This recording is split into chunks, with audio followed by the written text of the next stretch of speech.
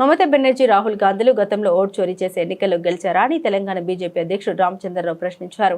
హైదరాబాద్ లో ఆయన మాట్లాడుతూ యావత్ ప్రపంచం ఆర్థిక మాంద్యంలో కొట్టుమిట్టాడుతూ ఉంటే మోదీ ఆధ్వర్యంలో భారతదేశం ప్రగతి పథంపై పరుగులు పెడుతుందని అన్నారు. ఈ నెల 10వ తేదీన రాష్ట్రానికి వస్తున్న ప్రధాని మోదీకి ప్రజలు ఘన స్వాగతం పలకాలని కోరారు. బెంగాల్లో 100 సీట్లలో ఓటు చోరీ జరిగిందని మమతా బెనర్జీ విమర్శలు చేయడం విడ్డూరంగా ఉందని అన్నారు. వీళ్ళకు ఓటు చోరీ అలవాటు కాబట్టి అప్పుడు గెలిచారని చురకంటించారు. ఎన్నికల్లో ఓడిపోతే ప్రజల తీర్పు అంగీకరించాలని, కానీ ప్రజలను అవమానపరిచే మాటలు సరికాదని అన్నారు. ప్రజాస్వామ్యంలో ప్రజా తీర్పు సర్వశక్తివంతమైందని అన్నారు. 10వ తారీఖు నాడు నరేంద్ర మోదీ గారు రాబోతున్నారు హైదరాబాద్కు. తెలంగాణకు మొట్టమొదటిసారిగా పార్లమెంట్ ఎన్నికల తర్వాత వస్తున్నారు కాబట్టి, 3వ తారీఖు ప్రధానంగా వస్తున్నారు కాబట్టి 10వ తారీఖు నాడు ఈ యొక్క బహిరంగ సభ దీన్ని సఫలీకరణ చేయాలని చెప్పేసి కూడా యావత్ తెలంగాణ ప్రజల్ని కోరుతా ఉన్నాను. మరి ఆ ప్రచారం సందర్భంగా ఈరోజు తార్నాకలో వాల్ రైటింగ్ కూడా చేయడం జరిగింది. ఈ వాల్ రైటింగు ద్వారా, పోస్టర్ల ద్వారా, ఫ్లెక్సీల ద్వారా ఈరోజు ప్రచారం భారతీయ జనతా పార్టీ చేస్తూ ఉంది. కార్యకర్తలు వాల్ రైటింగ్ చేస్తూ ఉన్నారు. నేను కూడా ఈ వాల్ రైటింగ్లో పాల్గొనడం జరిగింది. ఎందుకంటే నరేంద్ర మోదీ గారు దేశానికి ఈరోజు వారు చేసినటువంటి ఒక సేవలు కానీ, దేశానికి ఈరోజు ఒక ఆర్థికమైనటువంటి ఒక దిశ చూపెట్టినటువంటి వ్యక్తి.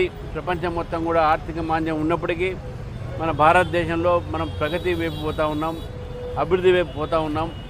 కాబట్టి ఈ సందర్భంగా వారికి పెద్ద ఎత్తున స్వాగతం పలకాలని చెప్పి తెలంగాణ ప్రజలని కోరుతూ, మరి వాల్ రైటింగ్లో ఈరోజు తెలంగాణ తార్నాకలో ఉన్నటువంటి ఒక మా కార్యకర్తలు, నాయకులు అందరూ కూడా దీనిలో పాల్గొనడం జరిగింది.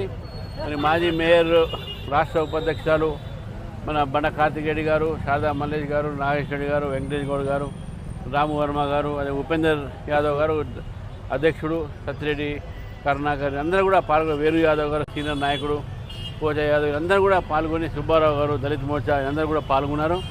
ఈ యొక్క ప్రోగ్రాం సక్సెస్ చేసినందుకు నేను కార్యకర్తలందరూ కూడా అభినందన చెప్తా ఉన్నాను. బెంగాల్లో 100 సీట్లు చొరయ్యా మమత అన్నారు.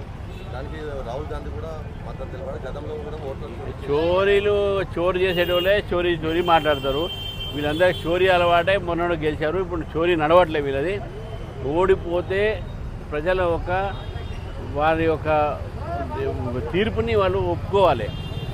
ప్రజనే అవమానపరిచేటటువంటి మాటలు మాట్లాడితే ప్రజా తీర్పు ప్రజాస్వామ్యంలో అది సర్వోత్తమైనటువంటిది, సర్వోత్తమైనటువంటిది. దాన్ని కూడా అవమానపరిచేటటువంటి కాంగ్రెస్ పార్టీ 3 సార్లు మమతా గెలిచింది. మేము ఎప్పుడైనా అన్నామా? మేము ప్రజల ఒక తీర్పుని వాటికి ఇచ్చినాం, వారికి రెస్పెక్ట్ చేసినాం. ఈరోజు వాళ్ళు ఎందుకు ఈ విధంగా మాట్లాడుతున్నారు? వాళ్ళు ఓడిపోతే ఈవీఎం బాగలే, వాళ్ళు ఓడిపోతే మోదీ బాగలే, వారు ఓడిపోతే ఈసీఐ బాగలే, వారు ఓడిపోతే ఏది బాగలేదు, దేశం కూడా బాగలే వాళ్ళకైతే. కాబట్టి ఎప్పుడైనా ఓటమిని ప్రజాస్వామ్యంలో ప్రజా తీర్పుని మనం గౌరవించాల్సిన అవసరం ఉన్నది.